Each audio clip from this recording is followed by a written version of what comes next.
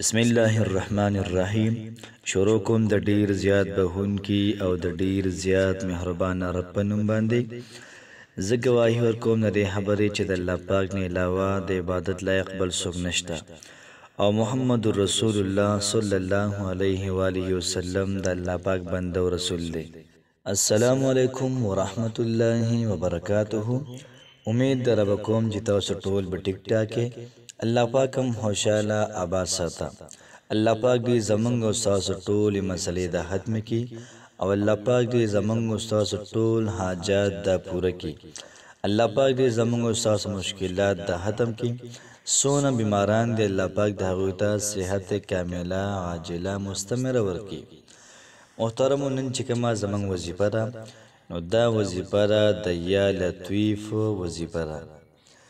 د وظیفې را شروع کېدو نه مخکې د یا لطیف چې کوم معنا ده نو د یا لطیف معنا ده یا لطیف ای باریک بین.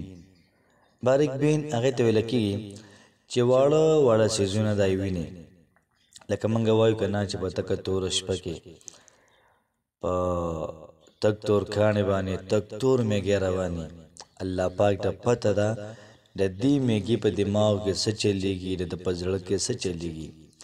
نو لطیف باریک بین دی او خبیر خبردار دی. داسې رب چې هغه لطیف هم دی هغه خبردار هم دی.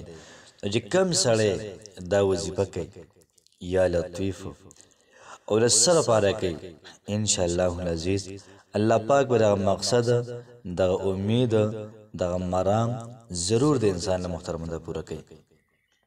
دومره زبردست وظیفه ده. کله چا د نکاح مسله وي، د واده مسله وي، یا د واده لپاره د اسبابو مسله وي، نو د یا لطیف وظیفه دې وکړي. انشاءالله العزیز الله پاک بول اسباب دا برابر کی او واده هادي بول الله پاک زر تر زر دا وکړي. که چېرته څوک د یا لطیف وظیفه د محبت دپاره کوي، جایز محبت دپاره، نو بالکل د یا لطیف د وظیفه دا کولی شي. دومره پاورفل ده او دومره زر اثر کوونکې ده چې محبوب سار سمندر پار وي، د وو سمندرونه اخوا وي، نو بیا به محترمو الله پاک به د هغه په زړه کې ستا دپاره محبت واچوي. د محبت دپاره ویل دي یا لطیف یا ودود، یا لطیف یا ودود. دغه رنګ محترمو د رزق دپاره، د روزګار دپاره، دغه رنګ د کاروبار دپاره که څوک د یا لطیف وظیفه ځان له وظیفه کې روزانه سل پیرې وی، دغه رنګ که څوک ډیر زیات سخت بیمار وي نو یا لطیف د وظیفه د محترمو سل پیرې وکړي. یا لطیف یا لطیف سل پیرې دې وکړي او بیا د هغې نه بعد په ګیلاس کې څونه اوبه دي یا په جیګ کې څومره اوبه دي دا دې په دم کې او څونه چې بیماران دي په هغوی باندې دې اوسکي. انشاءالله العزیز د یا لطیفو چې کوم اثرات دي، د یا لطیفو چې کوم حیثیت دی، الله پاک په هغې په ذریعې باندې څونه بیماران دي او هر قسمه لا علاج بیماران هغې دپاره یا لطیفو باندې اوبه دم کړی شي. انشاءالله العزیز محترم الله پاک به هغوی له صحت کامله دا ورکړي. داسې صحت به ورکړي لکه څنګه چې مخکې دی خوشحاله او د مخکې څنګه تر و تازه دقه رنګ انشاءالله العزیز په دې وظیفې په برکت باندې به خوشحاله وي. او داسې وایي که نه چې یا لطیفو یا رزاقو، یا لطیفو یا رزاقو، یا لطیفو یا رزاقو. انشاءالله العزیز الله پاک بوله کاروبار کې برکت واچي، ښکلی بهترین اعلی روزګار به الله پاک له ورکړي.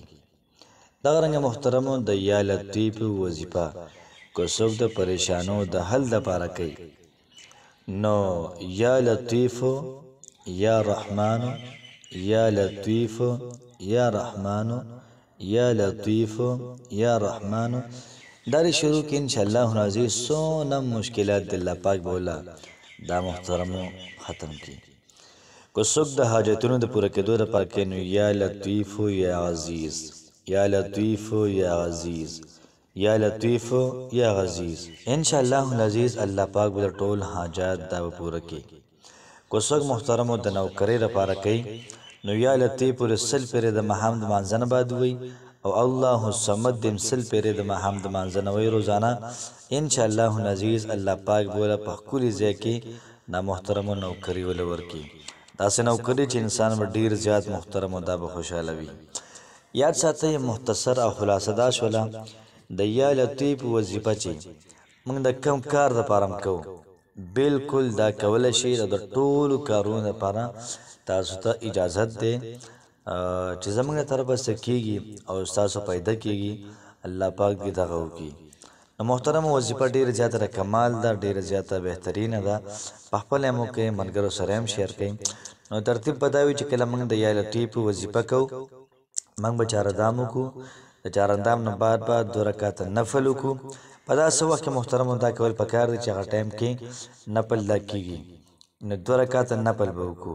چې کله موږ نفل کوو نو موږ به سورة الفاتحه ووایو بیا به د هغې نه بعد قل هو الله احد 11 سپېرې په لومبي رکعت کې ووایو او دغه رنګې په 2م رکعت کې هم د سورة فاتحې نه بعد 11 سپېرې سورة الاخلاص ته ووایو دا چې کله برابر شو او دغه رنګې کله موږ مونځ پوره کړو اللهم ربنا اتنا فی الدنیا مکمل کو سلام وګرځو بیا به د هغې نه بعد یا لطیف وظیفه دا به شروع کړو دا به 313 پیرې محترمو دا به وکړو انشاءالله العزیز چې دا څه مقصد دپاره کې الله پاک به لازما ستاسو مقاصد دا ټول محترمو دا پوره کړي د وظیفې نه بعد به بیا به لاسونه بر کړو دعا به وکړو انشاءالله العزیز الله پاک نه کلک امید ساتم محترمو الله پاک به زموږ ستاسو ټول حاجات دا پوره کړي څومره چې زموږ امیدونه دي دا به ټول الله پاک پوره کړي الله پاک مو خوشحاله آباد ساته